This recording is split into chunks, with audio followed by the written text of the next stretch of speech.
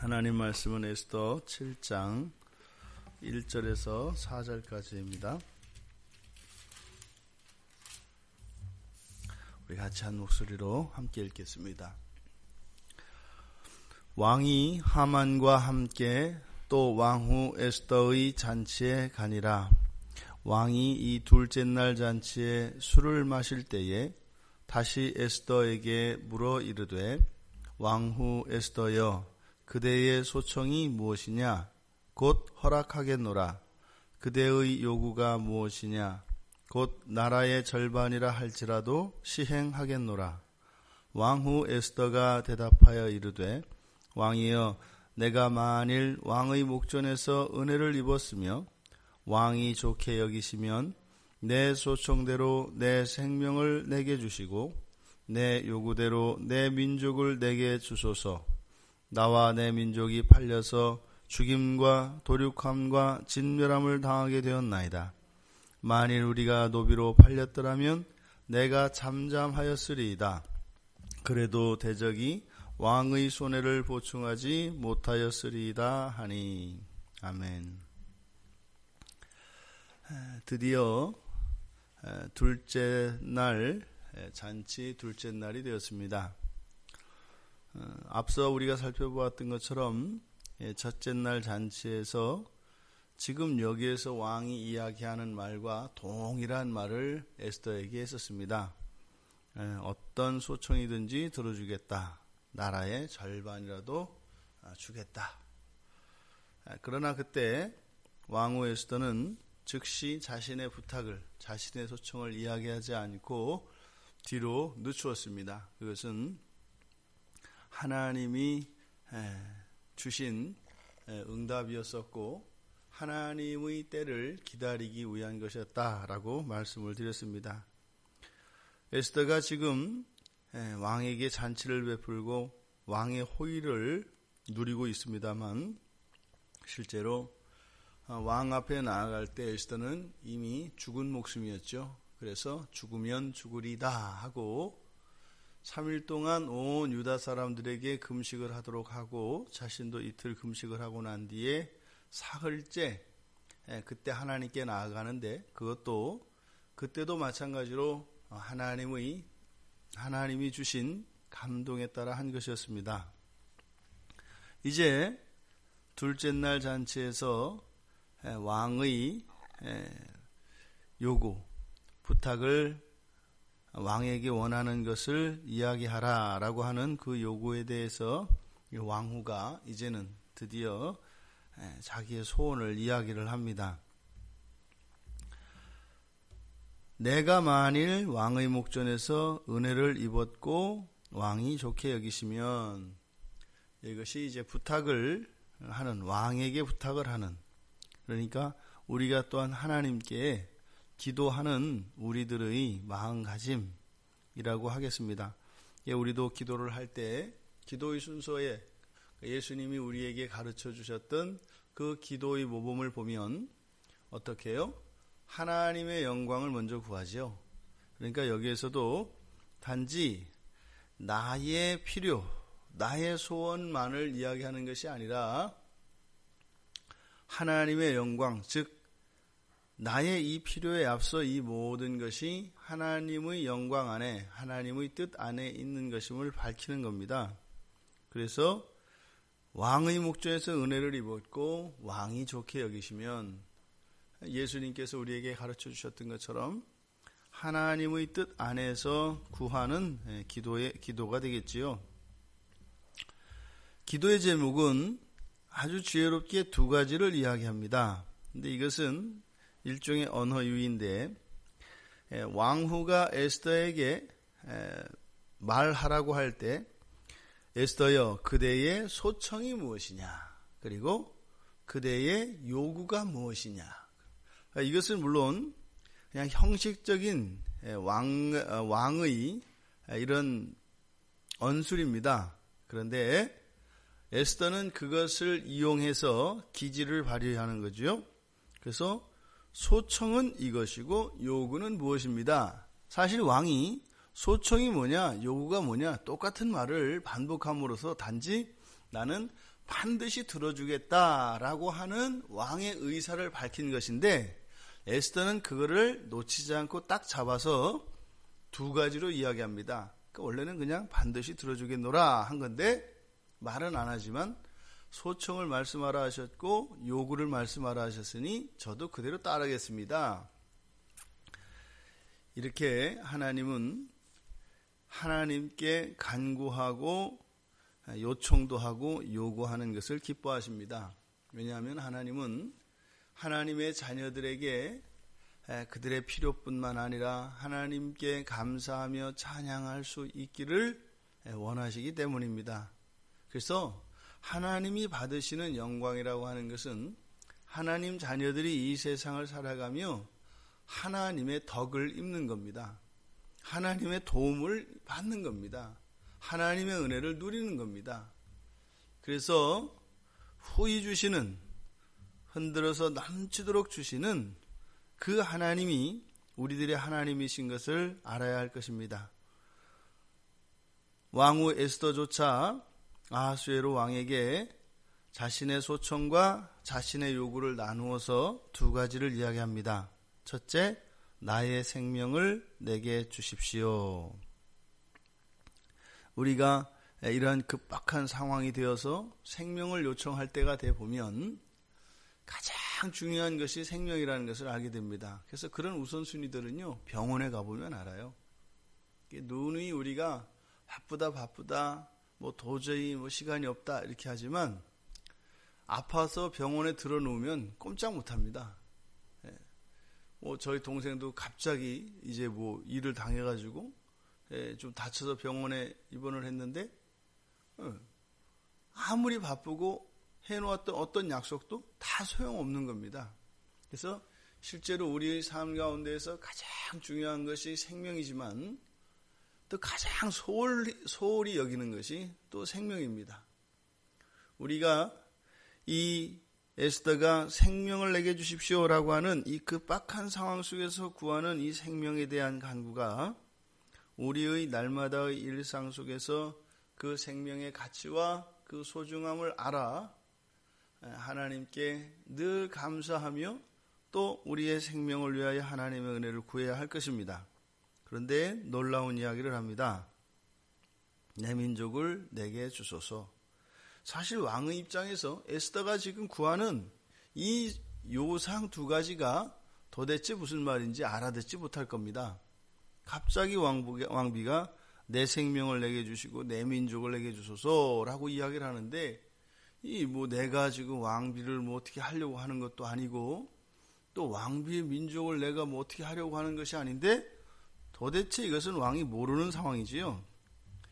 그러니까 사실 이것은 이미 에스더가 나의 생명과 내 민족을 결부시켜서 이야기한 것은 사실은 이 부탁을 왕이 들어준다 하더라도 사실은 또 다른 문제를 지금 이야기하고 있는 겁니다. 왜요? 유다인인 것을 속이고 있었거든요. 그러니까 하나님이 하시는 일을 보면 기가 막힙니다.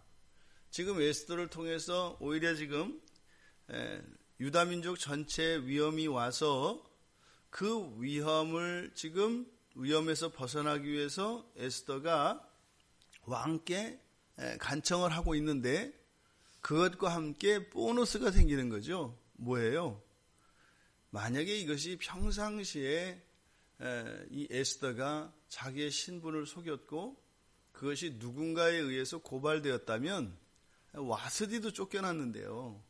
충분히 에스더도 이것이 문책당하거나 심하면 폐위될 만한 그런 사건입니다. 왜요? 그 자기의 민족의 신분을 속였고 그것은 사실은 이미 왕비로서 왕비가 될 수 없는 그런 결함적인 요소였거든요. 근데 지금 여기에 묶어가지고 그 문제까지 같이 해결되고 있습니다. 하나님의 시. 그래서요, 이런 위기나 어려움이 왔을 때 그것이 극복되어짐으로써 전혀 그것과 상관이 없던 또 다른 어떤 문제가 같이 해결되지는 걸 봅니다. 눈덩어리가 굴러가면 시간이 가면 갈수록 이 눈덩어리가 커지지 않습니까? 그러니까 지금 이 문제가 해결되느냐, 조금 늦춰서 해결되느냐, 그것은 당장에 그 문제가 해소되음으로써 내가 좀 편하고 덜 편하고의 문제지, 실제적으로 이 하나님 나라에서의 법칙은 늦춰지면 늦춰질수록 큽니다. 실제로 제일 큰 건 뭐예요? 평생 동안 늦춰지다가 마지막 날 종말에 이루어지는 건데, 그 너무 어렵죠. 그 삶이 보통 고된 게 아니거든요. 그러니까 어떻게 해요? 적당히 이제 좀 배분이 이루어져야 됩니다. 또 한 번에 이렇게 하지 말고 중간중간에 한 번씩 해서 또 아주 낙심은 하지 않을 정도로. 그러니까 이게 믿음의 분량에 따라서 이렇게 조절이 되는 겁니다. 어쨌든 늦어지면 남는 게 많습니다. 지금 여기에서도 에스더가 그동안 찜찜해했고 그 마음에 있었던 그 짐까지 내려놓아지게 됩니다. 왕이 알 수 없어 하는 이런 분위기를 알고 이제 에스더가 이야기를 합니다. 나와 내 민족이 팔려서, 이제 왕이 이제 망치로 맞는 겁니다. 뭐야? 이 눈치를 채지요. 그럼 에스더 네가 유다인이었단 말이냐? 아는 거죠. 그래서 이거를 금세 뒤에서 왕의 분위기를 반전시켜 버립니다. 그래서 나와 내 민족이 팔려서, 그래서 자기가 거짓말했었고 유다인이었다라고 하는 이것을 왕이 생각하지 못하도록 흐리게 합니다. 그 뒤에 보면은 죽이려고 했습니다 이렇게 하면 되는데 3번이나 반복돼서 강조하고 있죠. 그러니까 뒤로 왕의 관심을 끌어들이는 겁니다. 그러니까 내가 유다인이고 뭐 이렇게 되고 내가 포함됐다라고 하는 거 여기에 신경 쓰지 마시고 이 사건에 대해서 왕이 신경을 쓰셔야 되는데 뭐예요?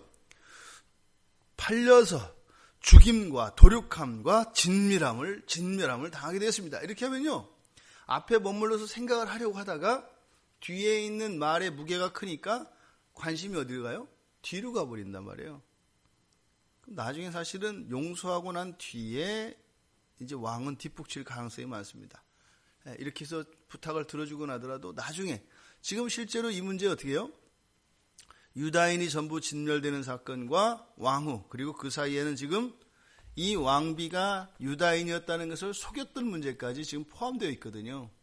근데 지금 워낙 민족이 죽고 사는 문제가 걸려 있어서 그게 작게 여겨져요. 그래서 한꺼번에 용서를 다 받습니다만 왕의 입장에서는 사실은 생각할 겨를이 없는 거죠. 그런데 이것이 이렇게 구하는 것이 나의 입장으로 구하는 것이 아니라 왕의 입장으로 구합니다. 뭐라 그래요? 만일 우리가 노비로 팔렸더라면 잠잠했을 겁니다. 왜요? 돈을 받으니까. 우리가 노비로 팔려갔더라면 그 돈을 왕이 가질 거 아닙니까? 근데 그렇게 해도 손해인데요. 이런 거죠. 우리를 그냥 누가 노비로 팔아서 왕께 이렇게 왕의 창고를 채운다 하더라도 손해인데요. 그렇게 했다 하더라도 저는 얘기하지 않았을 겁니다. 그런데 이건 어떻다라는 거예요. 그것보다 훨씬 더 손해가 크다는 거예요. 제가 이렇게 말씀을 드리는 것은 제가 살고자 함이 아니고 저희 민족이 살고자 함이 아니라 이것은 왕에게 당치 않은 일이고 큰 손해가 있는 일입니다. 그러니까 나의 필요이기도 합니다만 그것보다 왕의 필요에 따라 이 일은 중단되어야 합니다. 라고 이야기를 하고 있는 것입니다. 내 생명과 내 민족을 내게 주소서 라고 하는 이 소청 2가지가 그동안 에스더의 마음속에 있었던 왕 앞에 본의 아니게 할 수밖에 없었던 비밀, 그 거짓에 대한 해소까지 함께 들어가 있습니다. 우리가 살아가면서 하나님 아버지의 도움을 받으면서 살아갈 수 있는 사람들이 되었어요. 우리는 언약 안에 있거든요. 그러니까 왕후가 이렇게 지금 왕에게 이 소청을 하기 위해서는 죽음의 고비를 넘겨야 했고 또 2번의 잔치를 펼치면서 또 온갖 지혜를 다 짜내어야 했습니다. 그렇게 하고서도 이 에스더는 왕께 감사하며 그 은혜에 감복하였을 것입니다.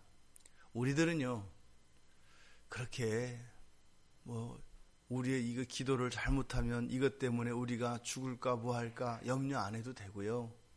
또 우리가 잘못 기도하면 또 알아서 하나님이 바꿔서 그걸 바로잡아서 들어주시고요. 우리 하나님은 우리가 안 해서 한이지 오히려 우리가 부탁하기를 기도하기를 기다리시는 하나님이시거든요. 그 하나님께 날마다 여러분의 어려움과 필요, 더 나아가서 주님의 신부로 준비되어지는 우리가 이 세상을 살아가는 가장 근본적인 목적이 바로 하나님과의 사귐에 있고 그것은 그리스도의 신부로 영원히 하나님과 함께 살아가기에 방해받는 요소가 없는 그런 사람들로 빚어지는 것이 우리의 인생이라 했습니다. 하나님께 구하십시오. 하나님께서 우리에게 희생을 요구하시는 것이 아니라 자연스럽게 하나님께서 우리의 삶의 필요와 우리의 영혼의 필요를 들어주실 것입니다. 지혜도 필요 없고요.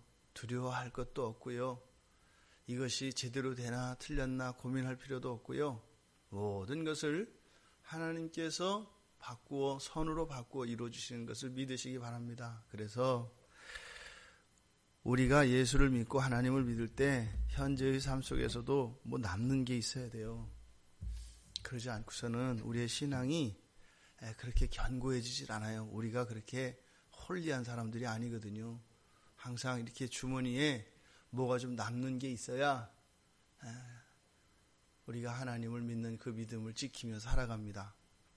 부디 여러분의 삶 속에 이런 기도의 응답과 오늘 하루의 삶 속에서도 하나님이 살아계시고 하나님이 함께 하시며 도우시는 그런 복된 날이 되시기를 주님의 이름으로 축원드립니다.